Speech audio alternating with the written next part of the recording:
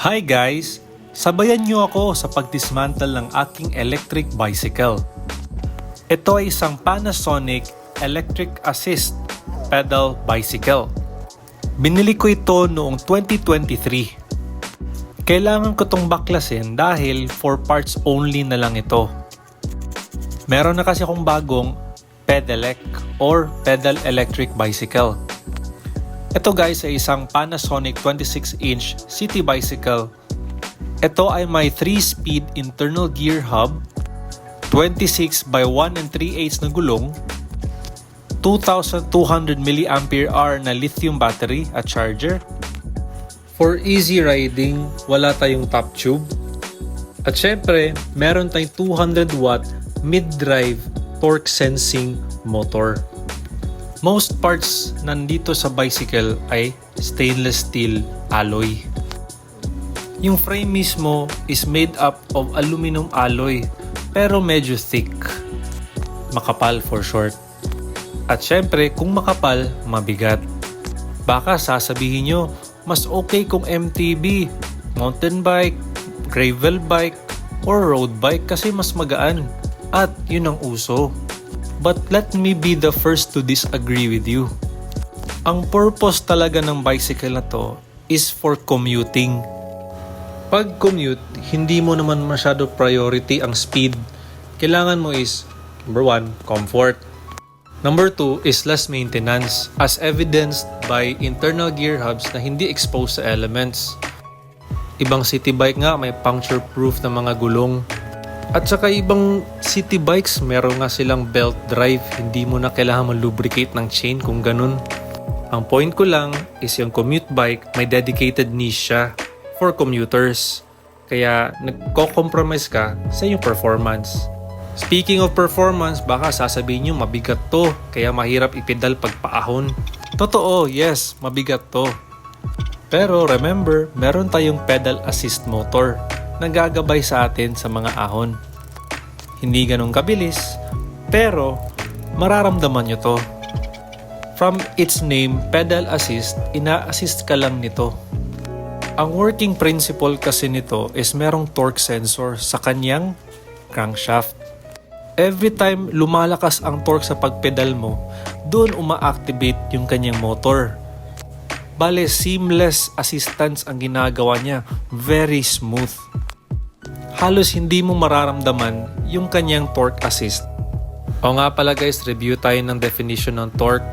Torque pala is force applied on a rotational axis. Bale, gaano kalakas ka magpedal, basically yung torque. Medyo technical na yan, pero ang ibig kong sabihin dito, napaka-smooth ng transmission nito from motor to pedal assist. Also, wala pala to siyang throttle or gas pedal para manually mo ma-override yung motor. Sadly, ganun siya. Baka magtatanong naman kayo, magkano ba isang ganito? Based on my research as of today, nakikita ko na ang price range ito is from 5,000 to 20,000 pesos. Depende sa condition. Pero nabili ko yung akin na mas mura pa dahil kailangan pang i-repair. Take note, hindi common ang parts nito sa mga city bikes at especially sa mga MTB at road bikes. Medyo special to. Kailangan ng konting research at patience sa pag-assemble at pag-repair ng ganitong bike. Kailangan mo rin ng knowledge sa electronics dahil meron siyang motor, walang manual at kailangan mong mag-trial and error para malaman nyo paano to mapagana.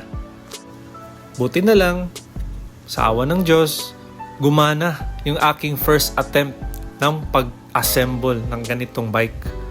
Kung gusto nyong bumili ng isang ganito or may mga tanong kayo concerning sa pag-repair, please don't hesitate to reach out.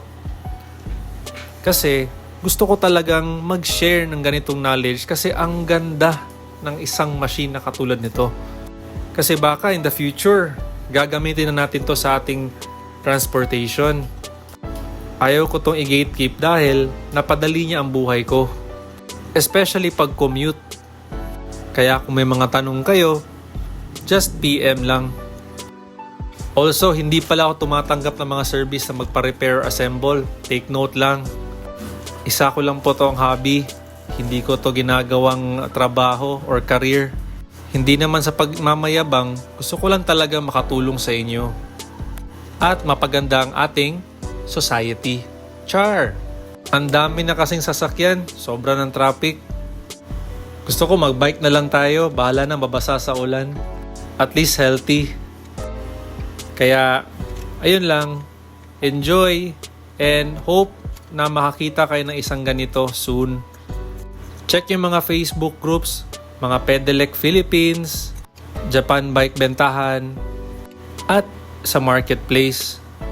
Doon ko kasi nakita yung mga ganito. Ni-repair ko lang, nag-research, konting pasensya, at ayun, okay na. Maybe next time gagawa ko ng video ano yung experience ko riding. Pero sa ngayon, eto lang muna, 4 parts out. Bale, atin-atin lang to. Spares management system ko to. Kasi yung nga, rare ang parts. Kaya ayun, 4 parts out na lang tong isang bike ko. Meron pa kasi akong isa. So ayun, hope you enjoy this video and don't forget, follow, like, and uso pa ba ang subscribe? Sige lang, soon you will know. Bye-bye!